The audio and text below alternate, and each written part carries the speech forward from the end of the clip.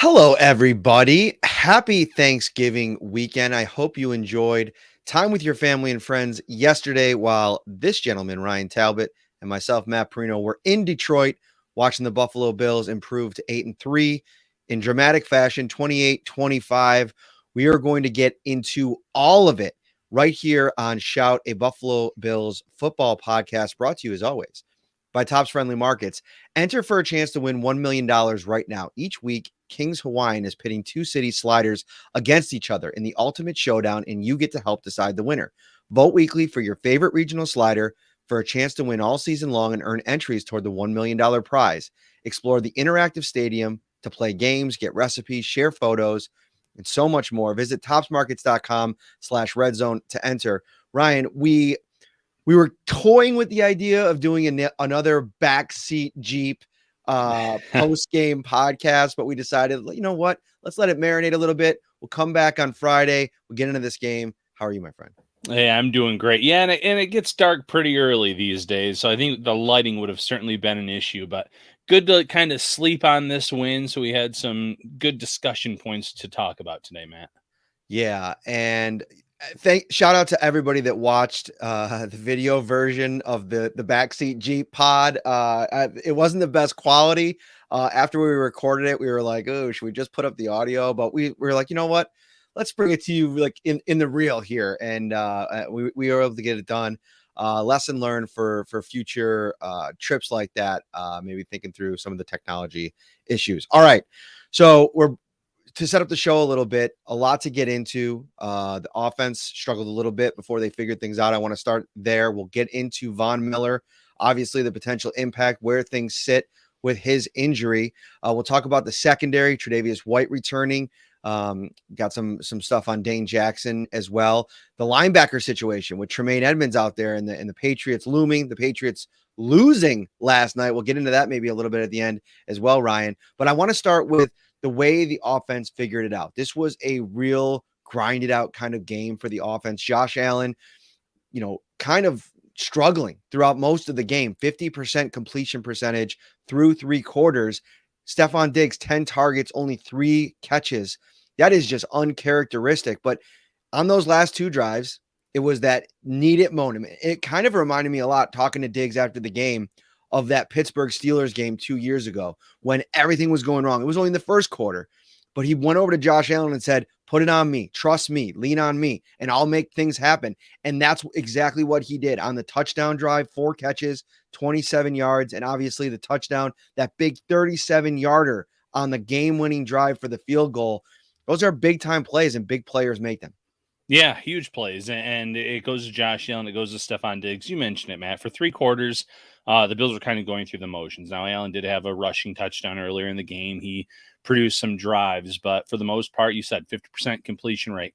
Turned it on in the fourth quarter, moving the ball up and down the field on that touchdown drive. He was 10 for 14 in the fourth quarter, 90 yards, 112.2 passer rating.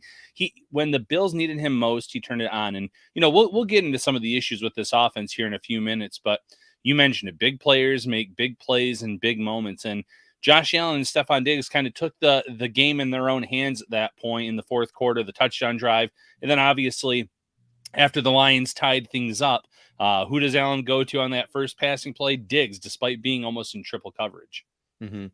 And I think we could talk a little bit about like just the sequence of events at the end of the game, because honestly, this is something that's been a struggle for the Bills, especially recently, like those late game execution plays where you got to have it. You go back to last week against Minnesota, and obviously there's a lot of things that they could have done differently to win that game in like 4 or 5 different spots. This game could have gotten away from them in probably 4 or 5 different spots. And so you see on a short week, everything that this team was dealing with. And I know we talked a little bit about it. Like, the excuse making isn't something that, Super Bowl caliber teams, you're never going to, really spend too much time on that, because these teams, everybody's going through adversity. Josh Allen mentioned it when he was asked about his arm injury. If anybody tells you they're not injured at this point of the season, they're lying. So teams have to figure out a way to win week to week. They're going to be in close games. We know how good this team is. The point differential is what it is. And this was a game Detroit team that's playing with a ton of confidence on both sides of the ball. Jared Goff, I think, is benefiting from a really improved offensive line play, but also the Bills' inconsistent pressure rate in this game. Outside of Ed Oliver, I thought Oliver was an absolute stud in this game. We'll talk about him in a little while.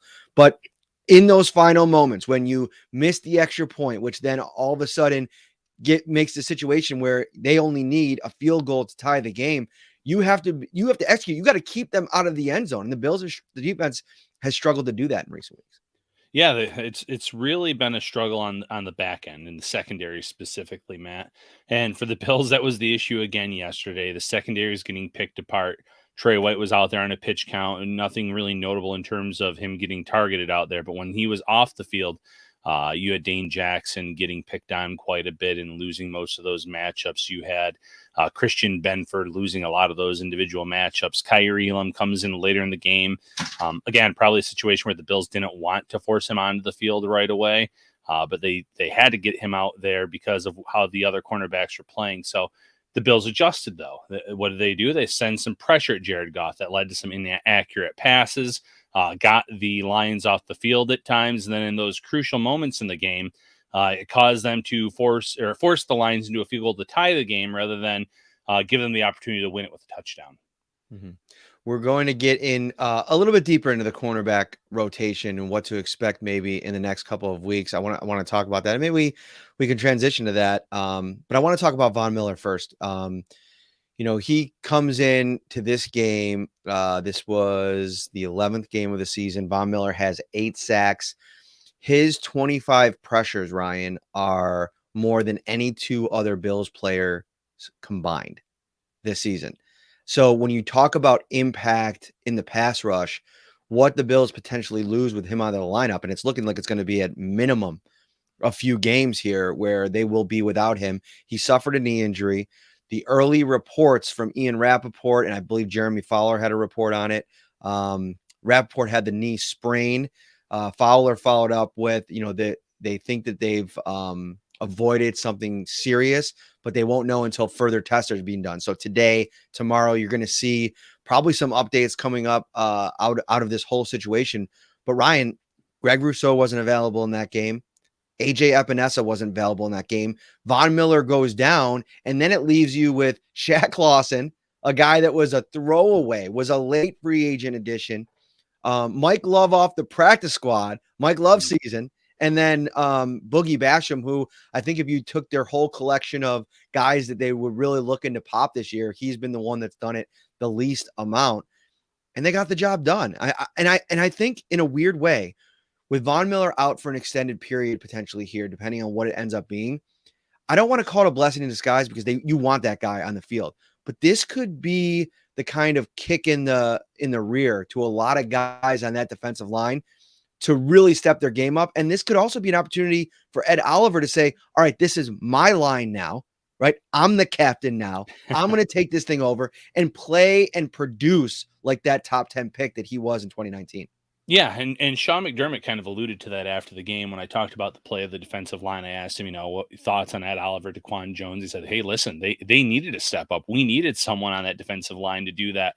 And maybe it is Ed Oliver going forward to the defensive tackle position as a whole. Because you mentioned it, Matt, they're going through it right now on that defensive end, that edge rush position. Von Miller has lived up to that contract the Bills signed him to in terms of sacks, in terms of pressures, in terms of getting after the quarterback in big moments. And then everyone else, it's been a mixed bag. Greg Rousseau got off to a great start, but now he's dealing with a high ankle sprain. So you don't want to rush him back to action. AJ Epinesa, ankle injury, can't rush him back. So you mentioned the players that they're down to now. It's bottom of the roster guys that we were discussing a few months ago at the end of the summer as will they make the roster? Won't they? Like a Shaq Lawson, like a Mike Love. And then a Boogie Basham, a former second-round pick where, like you said it, they were expecting a lot out of him or hoping for a lot out of him this year. And it really hasn't happened. I thought he had a really poor game, to be quite honest, against the Lions yesterday. There's no place to go but up, I suppose, if you're Boogie Basham. But the Bills are going to get, a lot of reps to these other players now while they're getting healthy. So you're right. In that way, it can be a blessing in disguise. But obviously, and Captain Obvious statement coming up here, any play without Von Miller, any games that they're missing him, it's going to take a significant hit to this defensive line. I don't know where I fall on this, but I want to bring up this comment from RJ and let's talk this through a little bit. He's in here often, and I respect his take. I might have a different slant on this though, and while I don't think Ken Dorsey is without criticism for the struggles at times over the last couple of weeks, I think there's some important points. So let's start with the fact that RJ says last night he watched the DC and Matt Patricia, who was a defensive coordinator before he's become whatever he is for the Patriots now, scheme open guys all night against the Vikings. Meanwhile, Dorsey can't scheme open an all-pro wide receiver in Diggs, a good tight end in Dawson Knox, and a postseason record holder in Gabe Davis. Dorsey is a problem right now. I think that there's a lot at play here. When it comes to Dorsey's ability to kind of manage two balls in the air. On one hand, I think they've really wanted to veer away from that pass heavy, like run and gun, like just overwhelm teams with the passing game and start to develop more of a run game. And what we've seen over the last couple of weeks, which I think Ken Dorsey deserves some credit for, is establishing a reliable run game. And even in this game, as much of a struggle as it was, Devin Singletary ended up averaging 5.1 yards per carry on 14 carries. Ryan, that's what we were clamoring for weeks and weeks and weeks. The Bills, they had their struggles in this game. But Ryan, they scored 28 points.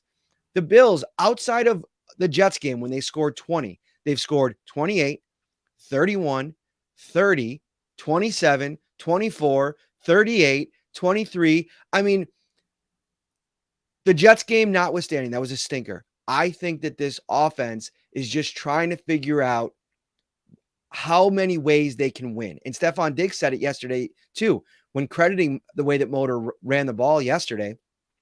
We got to figure out a way at times to be able to play left-handed because teams are going to take certain things away from them. I know that there's frustration, but I think like what we saw yesterday is keep a game close, try to get up, try to make plays, and then when all else fails, hand the keys over to Josh Allen and let him drive. And that worked yesterday. Will it work over the next 3 weeks with the gauntlet of the division? We'll see. But I'm not so crazy about the idea of throwing Ken Dorsey under the bus for a offense that ranks top 5 in almost every, important category. Yeah, it's a tough discussion because in terms of scheming players open, I will say that there have been times where some of the route concepts and things have not necessarily done any favors for the wide receivers. And last year, a lot of the pre-snap movement, a lot of the way that Brian Daboll ran things, you did have guys running open at times where maybe you haven't seen that as much. At times, Matt, this offense, it's a struggle. The short passes, the screens that they're trying to get going, the third in short situations where he's throwing the 2-yard outs and Gabe Davis has to kind of dive for one of them to kind of move the chains. It doesn't look like what it did last year, but obviously we talked about this in the car on the way home. Everyone remembers all the good from Brian Daboll.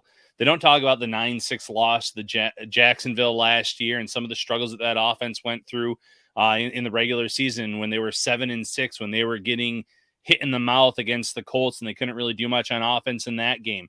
You're going to have these ebbs and flows. So can Ken Dorsey scheme up things a little bit better? Yes. Any offensive coordinator is going to sit there and say, I can do better at my job in certain areas. But you mentioned it, the run game.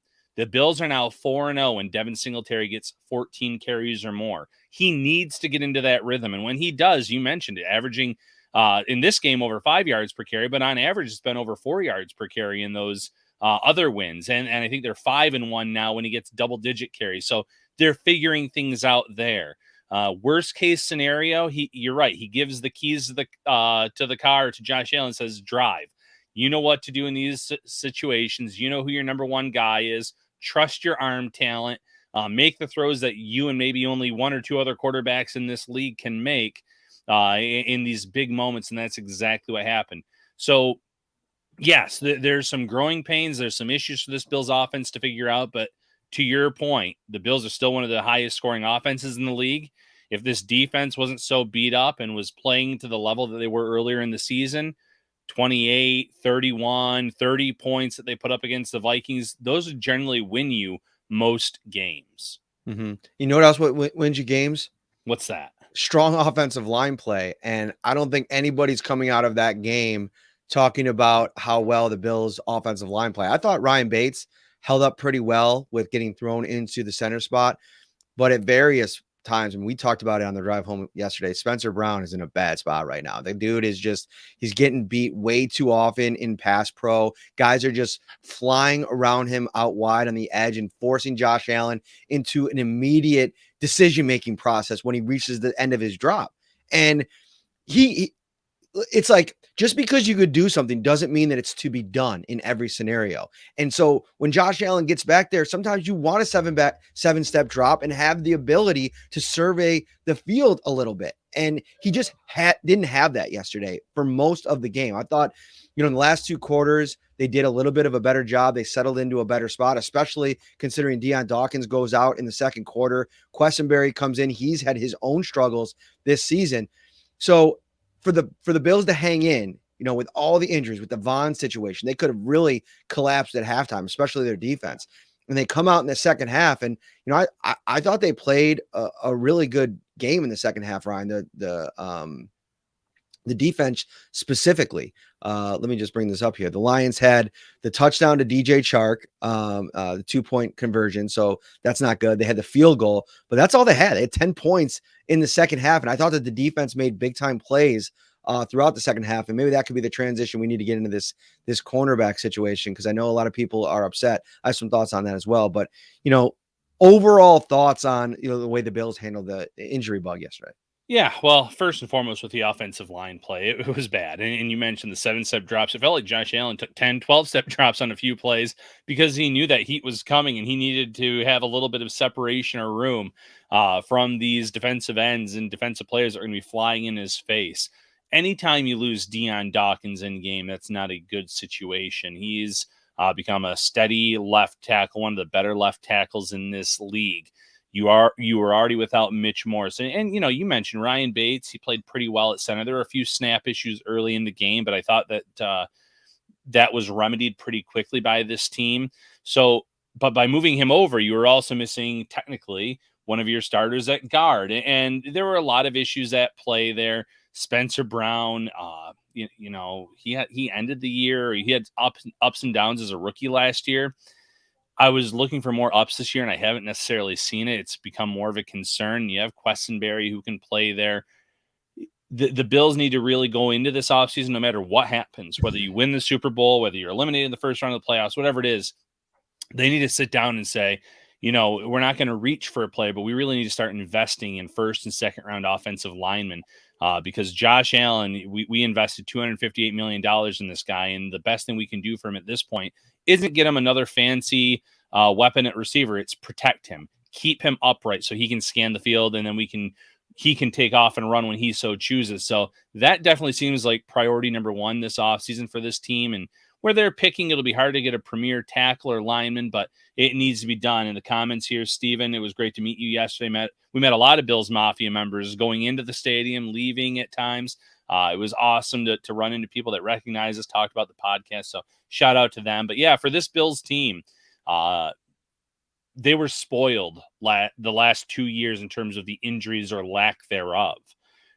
There were games where we were mid-season, late in the season. That injury report, Matt, had 4 or 5 names on it. It was an anomaly. It doesn't happen usually like that. And this year, maybe the Bills are on the other side of it. It's more than a lot of teams are going through. But you can't predict injuries. There's no rhyme or reason for all these ankle injuries and what's happening to the Bills. Obviously, these short games and short rests aren't benefiting them. They go from a Thursday game this week to another Thursday game next week. Instead of that, an extended bye week of sorts or an extended break of sorts, they're going to have another kind of short week here coming up, which the Patriots do too. But the best thing that can happen is after that Patriots game where the Bills get a little bit extra rest, a little bit of time to maybe figure things out, get healthy, get right. Maybe then you get a Greg Rousseau back. If Edmonds doesn't come back this week, I would like to think he'll be ready for that following game as well. It's all about letting these guys heal up so that way during that stretch run of the season, your offense and defense as a whole can kind of get right and figure out things as they head into the playoffs. Ryan, if everybody watching and listening right now wants to get right for Christmas season, Christmas bonus is going on at Tops Friendly Markets, and it is the season to save on groceries and all of your favorite holiday gifts. Shop at Tops and save $10 at all of your other favorite stores and restaurants. With over 25 gift cards to choose from, there's something for everyone on your list. And don't forget to treat yourself to some extra savings too. Save on great gifts like toys and games from GameStop or Toys R Us at Macy's. Great family dining at Applebee's or Buffalo Wild Wings, that new big screen TV you want from the Best Buy, and so much more just by shopping at Tops. Be Santa's biggest little helper with Christmas bonus from Tops. For a complete list of available gift card savings, visit topsmarkets.com/Christmas bonus. We have a write-in topic. One, Caitlin Parrino, my wife, says, I'd like to mention the calm, collected reset by Josh in the snap fumble, as he normally would scramble and drop or end up turning it over, but he recovered quick and reset and completed a throw, I think, for a first down. It's a very great observation, honey. Way to go. We should talk a little bit about that, because it's almost like Josh Allen loves the fumble move on Thanksgiving. Like, go back to the Dallas game, right? That was almost like the birth of the superstar that Josh Allen has become. He laid some breadcrumbs at the feet of Bills Mafia, showing them what could be to come in that game. He had a really good game, but just the calm, cool, collected nature. And what went into that play, Ryan, we were talking about it as we were watching it, was new center. There was a couple snaps in the game that you had mentioned were just a little bit like, I don't know if everything's working like it usually does there. And it's to be expected. It's the first time Ryan Bates has played center at that pace, at that rate in the NFL. So a great play by Josh Allen in that moment. And I think, aside from those two throws in the third quarter, the interception and then the near interception, which a lot of people did tell me, rightfully so, when I went back and watched it, it was probably more on James Cook for the way that he ran the route than it was on Josh Allen putting the ball in jeopardy. But after that interception, you just start to think, okay, you don't want to let this kind of get off the rails like it has in recent weeks. So, to Josh Allen's credit in that moment, he did a good job there. Yeah, he did. And there were a few snaps that were too high early in the game, one or two that he moved to the left or the right. And he had the fumble that he picked up and he ran in for the touchdown. So he did. He corrected any kind of mistakes that were coming from Bates in the snaps. And like you said, this was not normal for Bates. He's not used to that. So it's some growing pains that you expect. But Allen stayed cool, calm, and collected in those moments. Put up touchdowns when they mattered most, and led the Bills to, again, they're 8-3 right now with all these injuries, with all these problems. And you can go back and look at all three of their losses, Matt, and say they were this away from winning the Miami game, not playing in extreme heat and missing 11 starters at one point. They blew the Minnesota game, but when they were up 27-10, the Jets game was just the defense of the Jets is legit, but the Bills offense didn't do enough to stop defense didn't do enough to stop the Jets offense, in that one, in some big moments. And Garrett Wilson really had a good game there. So we're not talking about a team that's been blown out at any point this season. They've been in every game. They're one or two plays away from being undefeated right now. And if that was the case, I don't think the sky would be falling in terms of all these issues that we've been hearing about after these close wins. These close wins, again, might be a blessing in disguise, because playoff time, you're generally going to be playing in tight games. Yeah, and as good as Kansas City has been, to your point, their point differential is sitting right now at just 67 points. And that's an offense that's been scoring. And so the Bills have had a really tough schedule. I mean, the AFC East has been a lot better than I think anybody anticipated. And I know we'll learn a lot more over the next 3 weeks. But to be plus 110 sitting here after this many weeks, I think goes to show how solid of a team that they are, and proves the Super Bowl caliber stuff. Don't look now. The Dallas Cowboys are catching up. They're at 92. That's a legit team. And I was joking around with a Bills fan the other day. I think it was around the Browns game. I was walking up to the stadium, and I'd walked into somebody. We were just chatting about the season. And we were getting to, looking ahead to the playoffs. And I got to thinking about it, because Dallas has been playing so well. And I'm like, wouldn't that just be some wild stuff if the Bills, after all of these years, get back to the Super Bowl, and that's who's staring them in the face, the Dallas Cowboys. And then you hate to put this into the world, but the potential of a third loss in that situation. I know a lot of people have talked about like potentially facing Tom Brady and the Bucks in the Super Bowl and how awful that would be to lose to them. But man, that Cowboys situation would be brutal. Now, I will say, I mean, who knows? Throw it all out in the playoffs because it's not really how it works. The great teams, the best players, the best quarterbacks. That's not how it really works. But I do think that the Bills could do some nice things against Dak Prescott and that Cowboys offense. They can run the ball. They got a good offensive line. I don't know. I'm getting ahead of myself. I just started thinking about that a little bit. Yeah, Dallas would be quite the matchup. I mean, it would be interesting too. I know Philadelphia had a loss a few weeks ago, but Philadelphia as well would be interesting because that'd be the only NFC East team the Bills had never played in the Super Bowl. They played the Giants, they played Washington, they played Wow. Dallas. So that would Look kind of at you with the complete Nuggets, that. Yeah, Talbot. that would kind of complete that as well. So obviously we're way ahead of ourselves. The Bills still have to win quite a few games to get to the Super Bowl, regular season and playoffs aside. And one of those NFC East teams still has to do a lot of winning as well, but would be interesting. See, we have a super chat here, Matt. It says he may not be available at pick 31, but can we get Peter Skoronski of Northwestern? I'll settle for Osiris Torrance of Florida or Andrew Voorhees of USC. I am not in draft mode yet. I'm going to be the first person to admit it. Voorhees is someone I am familiar with. I've watched him play this season. I'm a Notre Dame fan, so I kind of do keep tabs on USC a little bit. Big game coming up here this weekend.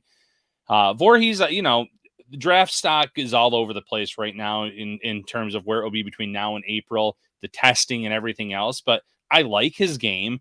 In the Bills, I think that they're going to go into this and they're going to be trying to find players that fit Aaron Cromer's scheme as well. Mm-hmm. Cromer inherited an offensive line that Bobby Johnson brought along, players that he wanted to sign. And I'm not saying that that's necessarily the biggest issue with this unit right now, but you want players whose skill sets fit what you want to do as an offensive line coach. So it might be one of those players. It might be someone else, but we have a lot of time between now and the draft. But yeah, I'm all for investing first and second round pick or both of your day 2 picks in offensive linemen, whatever this team needs to do to shore up that offensive line, develop the right players, and keep Josh Allen upright. I think that's a great point on Cromer, and something where, when they brought him in last year, they had a lot of work to do. I mean, he had been out of football for a year or two since he was with the Rams. And so getting back into the swing of things, especially around draft season, he was probably more concerned about getting things figured out internally with their offensive staff, joining a first year offensive coordinator, Joe Brady coming in, who has a little bit of offensive coordinator experience himself, and trying to figure out what that mesh is going to be, who they are going to be as an offense. So all that was in play. I think you figure that out throughout the course of the season and into the offseason. Cromer can spend a lot more time, looking at guys, and they got to find their Creed Humphrey and their Trey Smith. They got to find guys that you can plug in on your offensive line as starters and turn certain players into backups. We were talking about Spencer Brown and maybe making him into more of a swing tackle. Well, he's still kind of young, still some injury issues. He's kind of in and out of the lineup.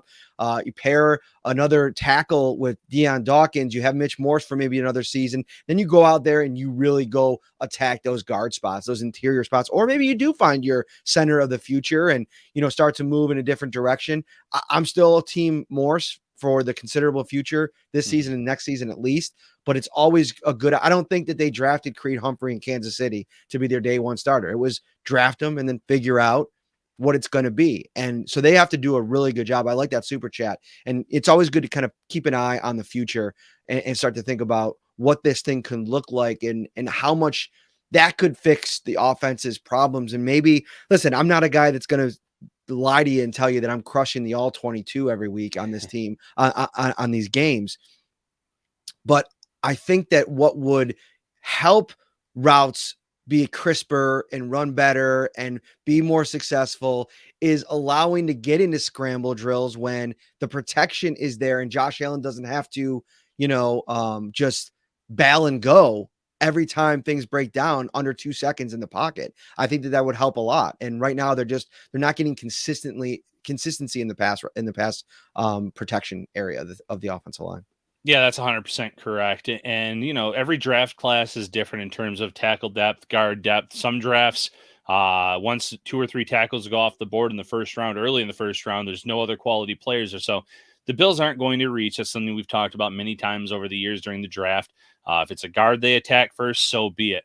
Changing gears real quick, Matt. Adam Schefter, as of 3 minutes ago, Bills' Yes. Von Miller did not tear his ACL, but there is other damage that doctors are reviewing to determine how much time he will miss and for how long. And for now, he is out indefinitely per sources. He could be out a couple of weeks. It could be season ending. More info still being gathered. So it's still a ton of uncertainty. Obviously, not tearing his ACL is great news for Von Miller and this team, but we still don't know a time frame for how long Von Miller is going to be out of action. Yeah, and this is, it's got to be disheartening for Bills fans. You never want to see one of your star players, go out for this amount of time, even if it ends up being a month or 6 weeks. I mean, it's a concern for, what they're trying to do defensively. We could talk about it being an opportunity for guys, but not having Von Miller, it impacts things. The thing about it though, and we were talking about this, and it's kind of like a bit of I don't like having the conversation just after a guy got injured, but it's one that I think is worth having at some point of just who are the guys that the Bills could, the superstars that they could withstand the loss of and still make a run at a Super Bowl. Obviously, Josh Allen is number one. You don't even kind of put him in the mix. But I'd make an argument that with the way that the depth is look on this offensive line, Deion Dawkins is just as important as Von Miller is on defense, because if you can't protect Josh Allen, you're not going to have a chance to score enough points, I don't think, when the games get tougher in the playoffs. Morse is in the mix there as somebody that you can't lose for an extended period of time. And then obviously Stefon Diggs. I mean, those guys are, when it all comes down to it, as good as Von Miller has been for them, this team still has to be able to score points. And those are the three keys: Diggs, Dawkins, and Morse for me. Yeah, and I'm glad you brought this up. Rob Ninkovich, former Patriot, is on ESPN now. I really do respect his work, but he pretty much said that Buffalo's Super Bowl hopes are gone if Von Miller is out, and I don't agree with that whatsoever. Von Miller was supposed to be the missing piece, but last year the Bills were right on the cusp of being a Super Bowl team. They just lost in that game against the Chiefs in the final seconds of the game, but they went toe-to-toe with that team. As long as the Bills have Josh Allen and Stefon Diggs and their core offensive linemen, I think they can make a run in the postseason.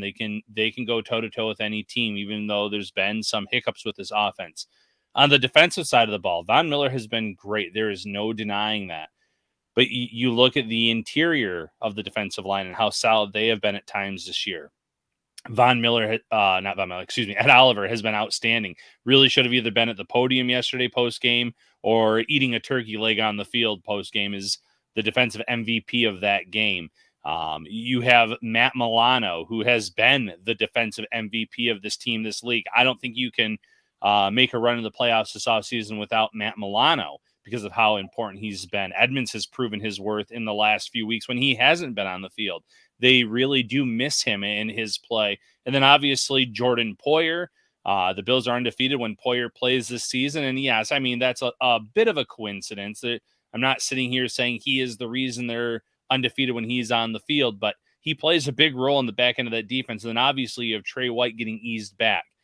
White, despite playing a completely different position than Von Miller, can take a lot of pressure off of the defensive line if he comes back and looks anything like his old self. Any additional pass rush obviously will benefit this team, but if the Bills can get one lockdown cornerback and get right at linebacker between Edmonds and Milano and have Ed Oliver doing what he's been doing, wrecking games, Daquan Jones being what he's been, I think this team will be just fine come playoff time, even if it is a worst case scenario on Von Miller and he is out for the rest of the year. Mm-hmm.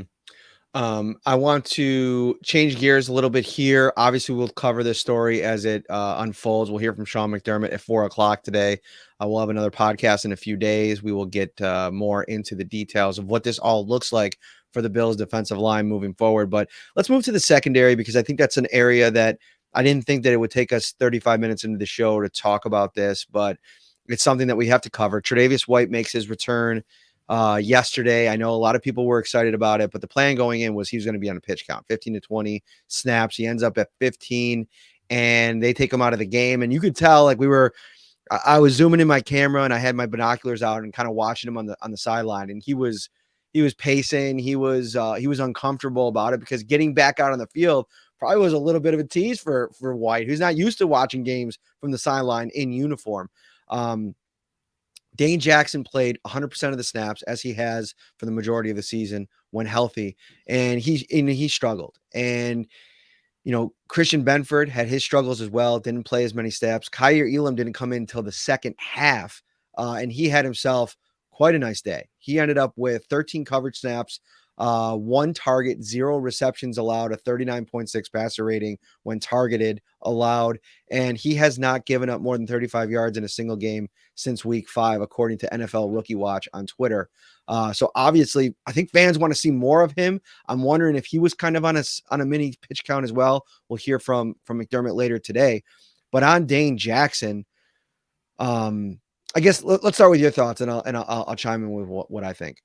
Yeah, well, the first thing that I thought after this game was the Bills are going to stick to their pitch count for Trey White, because that game went down to the wire, Matt. And when the Bills took that 3-point lead with 2 minutes and some odd seconds to go, if you were ever going to abandon the pitch count, it would have been right there to get Trey White onto the field in a crucial moment, because of the way that Dane Jackson had been struggling.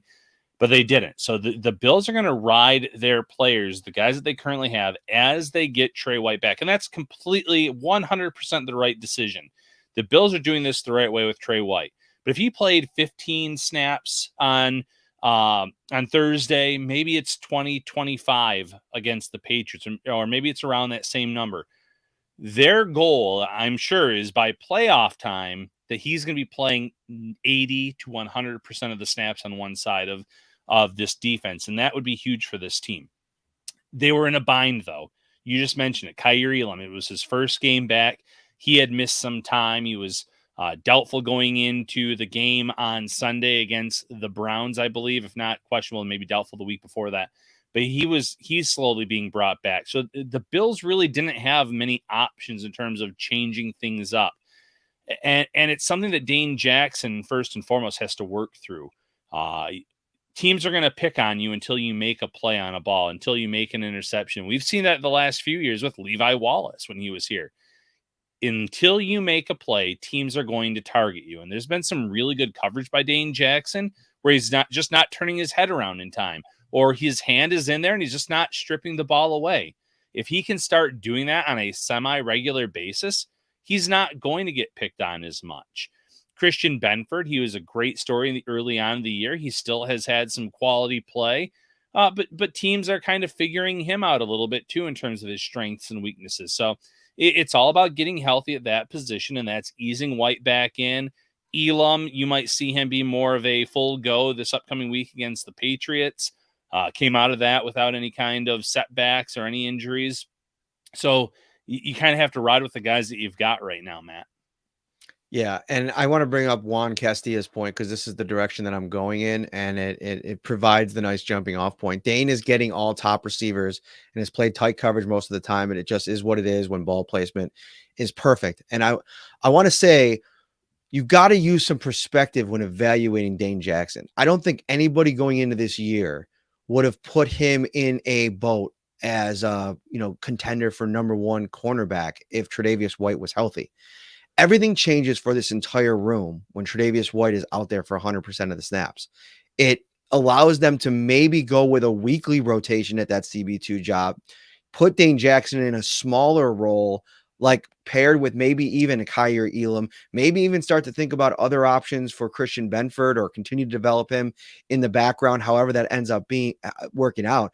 But I think you drafted Kaiir Elam with the idea that Dane Jackson wasn't going to probably be on the field anymore, because he's a first-round pick. Trey's a first-round pick. That's your starting cornerback group. And I think if you're looking at December and January football, and for Bills fans hoping for February football, that to me still seems like the best possible scenario.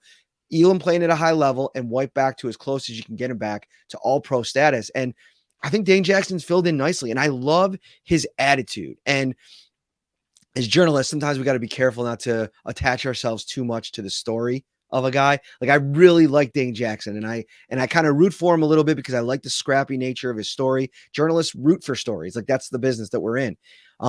He hasn't played well the last 3 weeks, but he's also gone up against really, really good players. And I think those reps in high stress, high pressure situations, a lot of times can build for the future. And Tony Romo said something on the broadcast yesterday that everybody kind of took and ran with on social media about Dane Jackson being a budding superstar. And from Tony Romo's perspective, I got to thinking about it. Why would he say something like that? Number one, Jackson's had to play number one receivers all season long, and he's held up pretty well over the majority of the season. Also, a lot of the things that Tony Romo and guys like him in the box say in games are based on their interactions with the players during the week. And every interaction that you have with Dane Jackson, you come away being impressed with the level of responsibility he takes for his play and also the level of, pressure he puts on himself to be better. And I asked him about that, like, what do you do in that situation? And how would you assess your performance? And he said, I got to win, period. Plain and simple. It's a win-loss league, and I got to win. So nobody's as upset with those plays that are going badly as Dane Jackson is. Yeah, and again, he is still a young player. He was a day 3 pick. He's still developing his craft, so to speak. So the Bills are going to try to give him every opportunity they can. But you're right. Once Trey White, the restrictions or the pitch count is off, they're going to want to have him and Elam out there as their 1-2, and then Dane Jackson's more of a rotational piece. I saw in the comments, why aren't we putting out Xavier Rhodes? The Bills can only elevate him one more time off of their practice squad. At that point, they would have to sign him to their main roster. And, with all the injuries and everything, maybe that ends up being the case. Some player gets injured and is out for the time being. Maybe they sign him to the main roster and he does kind of take over a larger role as a reserve cornerback. I think everything's on the table there, Matt, in terms of what they're going to do for depth heading into the end of the regular season and playoffs. But you don't want to give up right now on Dane Jackson just because he's going through a rough patch. When he's back in that role as either cornerback 2 or cornerback 2B, so to speak, behind Kaiir Elam, you'll probably see his comfort level come down a little bit. He's going to be fresher in games. He's not going to be playing 100% of the snaps like he did last week. So kind of keep that into consideration at this time. I want everybody to consider going over to valuehomecenters.com and checking out their Black Friday ad. They got you hooked up with weekly ads where it's all the best deals going on inside Value Home Centers. You can shop online. They got it all set up for you. I'm looking at it right now. They got a deal on let me see if I can zoom in on this thing. Technology, Ryan, 2 days in a row. What am I doing? $99. You can get yourself a propane grill, a Dino Glow for just $99. That is a huge offer. They got drills as low as $24, $34.99 for a hammer drill, $24.99 for a variable speed jigsaw. It doesn't matter what you do.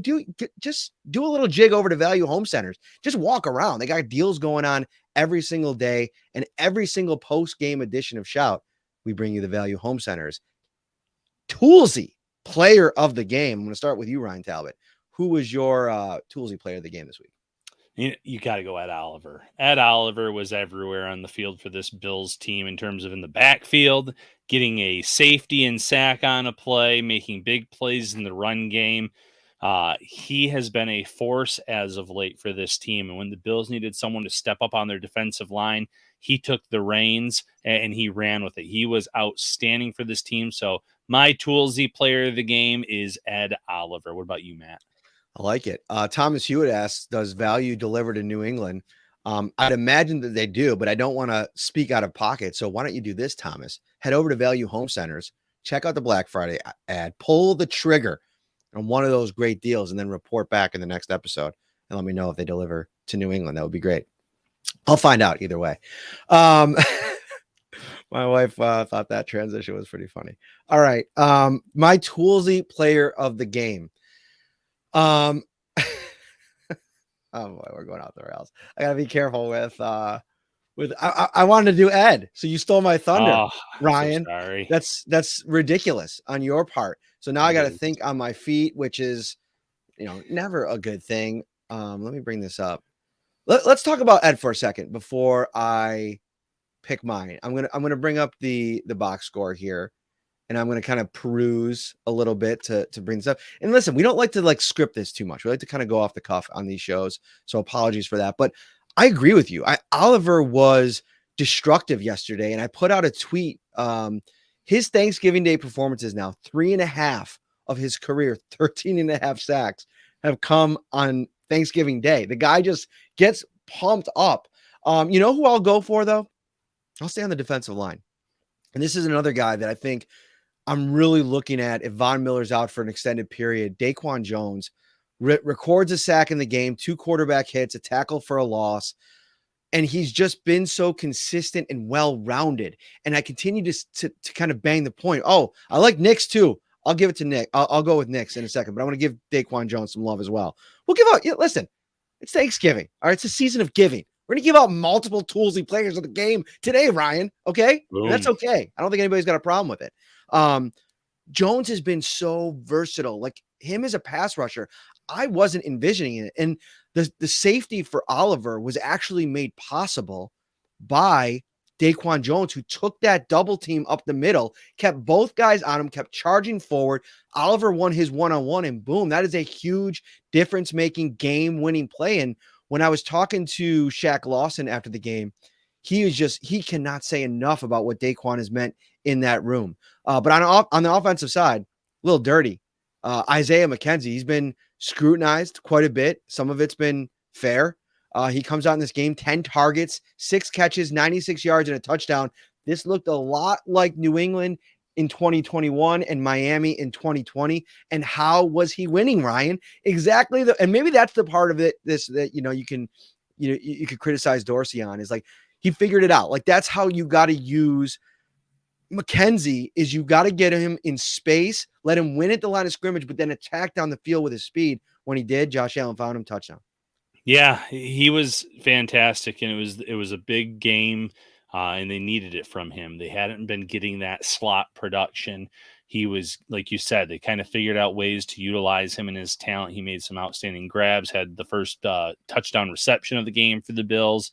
So if you can get him more involved, have those games where Gabe Davis gets more involved. Dawson Knox, who I thought was going to be a bigger part of the game plan, and ended up only getting 2 targets, hauled them both in.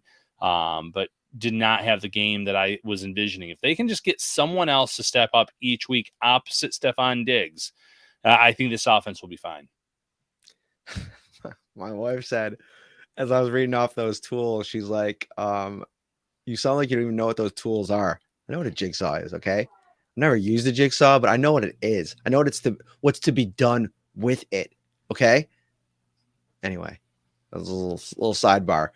Final thoughts, Ryan. Let's get after it before we get out of here. Well, we actually have to plan out our shows here, because this is another kind of weird week. Sunday is a typical Wednesday, so it'll be media day at the stadium. I'm going on the Polar Express with the kids at 3:00, which I just found out that was going to be a bit of a scheduling conflict. So I'll be out at practice, but I have to leave right away. I'll be back in the locker room on Monday. So I think we'll do a show Monday night.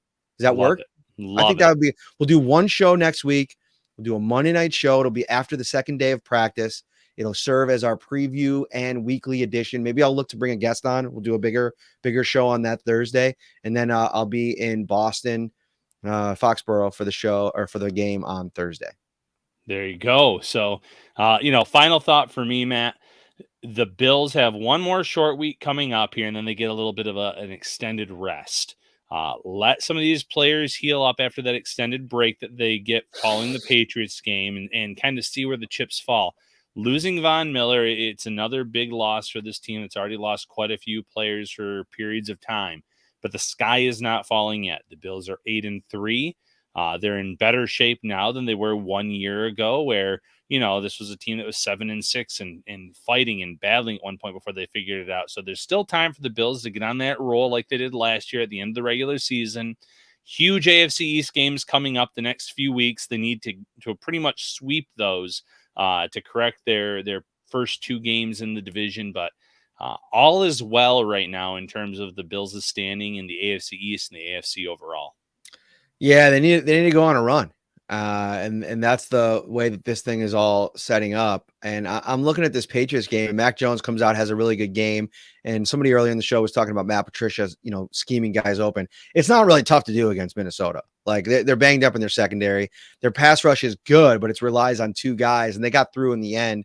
I think New England's getting healthier on their offensive line, so it's not surprising they were able to get some things done. But I think it bodes well seeing the success that Justin Jefferson had, Adam Thielen, TJ Hawkinson. I mean, combined together, they went for over 200 yards and 3 touchdowns in that game. Kirk Cousins was cooking, and this was a New England Patriots defense that was off the charts DVOA. So I think, it's a good spot. You hope that Josh Allen gets a little healthier over the course of the next week. That elbow's feeling better. He'll have a full week of, rest and some practice reps. Hopefully he'll be able to get in, and he'll probably be in a better situation. So I'm looking forward to see what that looks like.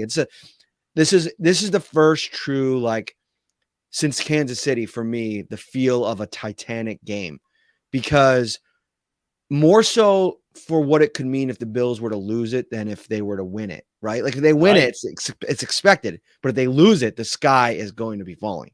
Sure. 0-3 in the AFC East, the sky would be falling for various reasons if that were to happen. The one thing, though, is the Patriots have not figured out Josh Allen. They have not had any answers for him the past few seasons.